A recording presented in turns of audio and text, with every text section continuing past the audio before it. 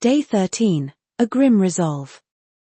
The dawn of the 13th day was muted, as though even the sun hesitated to rise on what was to come. A heavy fog settled over the forest, casting an eerie glow over the camp, now devoid of the security it had once offered. The group huddled together around the dying embers of last night's fire, fear etched into every face. Lyra was out there, lurking just beyond the tree line, watching. Waiting. Amora's mind raced, trying to piece together a plan.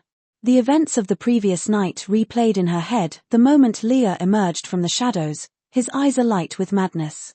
She still felt the cold grip of fear as she had watched him brandish the spear, his voice a twisted snarl. But they had managed to escape, for now. Talon had thrown a rock, distracting Leah long enough for them to scatter and retreat into the thicker part of the woods. Now, in the grey light of morning, they knew they couldn't outrun him forever. They had to face the monster Leah had become. "We have to do something," Talon said, breaking the silence. His voice was hoarse, eyes red from lack of sleep. "We can't just keep running from him." "We need a plan," Ethan said, his jaw tight with tension. He stood beside Amora, his protective instinct stronger than ever, but even he looked uncertain. "We have no idea what he's capable of now. Not the same." "He's watching us," Myra whispered, her voice barely audible. "I can feel it. He's out there. Waiting." Amora glanced at Myra, who sat hunched beside the fire, trembling. The normally optimistic and upbeat woman was now a shadow of her former self, her eyes wide with dread.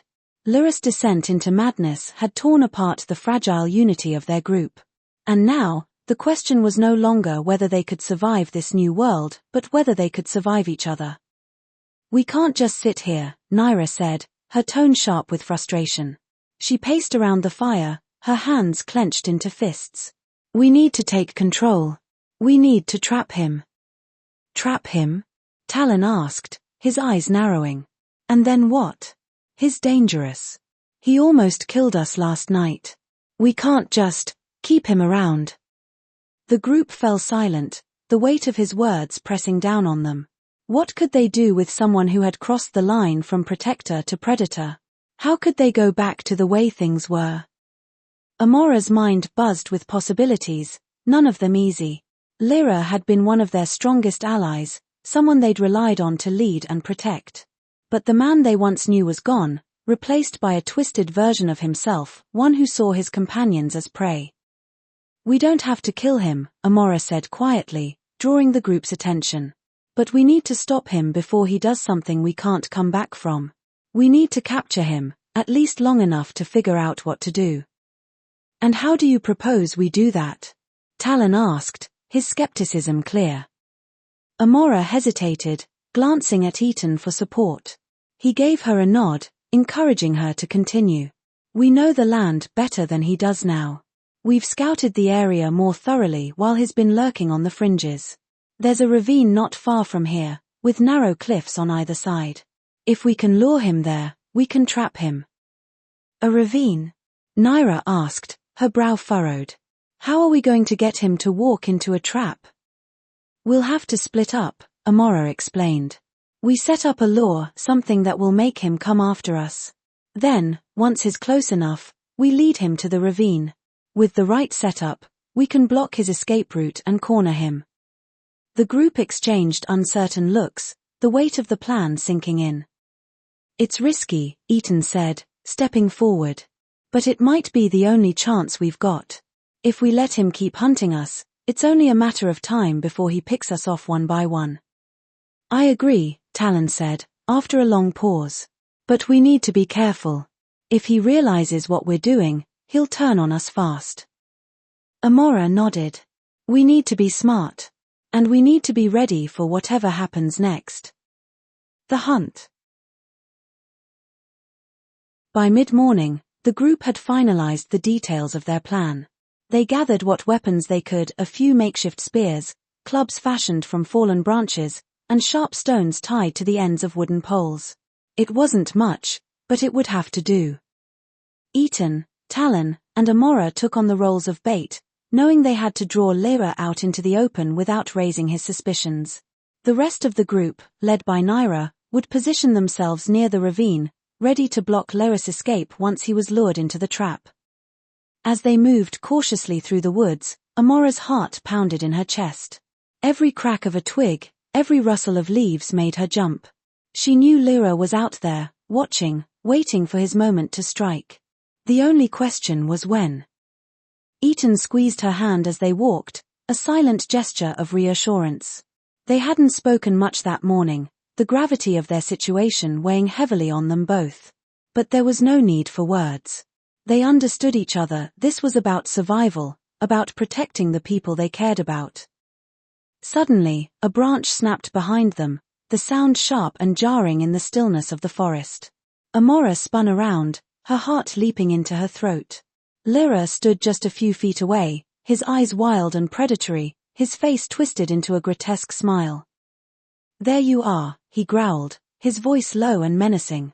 "I've been looking for you." Amora's pulse quickened, but she forced herself to remain calm.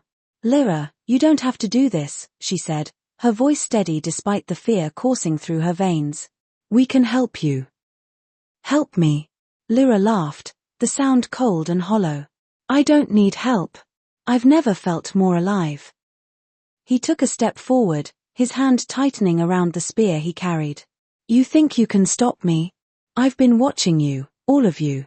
You're weak. You're prey." "Run," Ethan whispered urgently, gripping Amora's arm. "Now." Without hesitation, they turned and bolted, their feet pounding against the forest floor as they sprinted toward the ravine. Lyra gave chase, his footsteps heavy and relentless behind them. Amora's lungs burned with the effort, her heart racing as she pushed herself to keep going. The ravine was just ahead, its jagged cliffs looming in the distance. Amora could see Naira and the others waiting, hidden among the rocks, ready to spring the trap. "Come on," Ethan shouted, urging her forward. They reached the edge of the ravine, the ground dropping away sharply beneath their feet. Amora skidded to a stop, her breath coming in ragged gasps as she glanced over her shoulder. Lyra was right behind them, his eyes blazing with hunger. "Now!" Talon shouted from his position at the top of the cliff. With a sudden burst of movement, Naira and the others sprang from their hiding spots, blocking Lyra's path and cutting off his escape. Lyra spun around, his eyes wide with shock as he realized he had been trapped.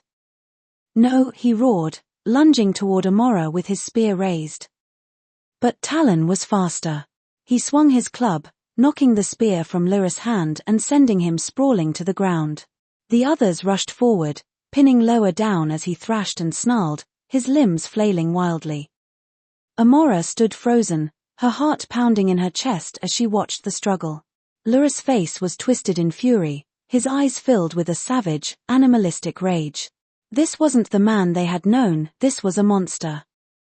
After what felt like an eternity, Lyra was finally subdued, his hands and feet bound with makeshift ropes.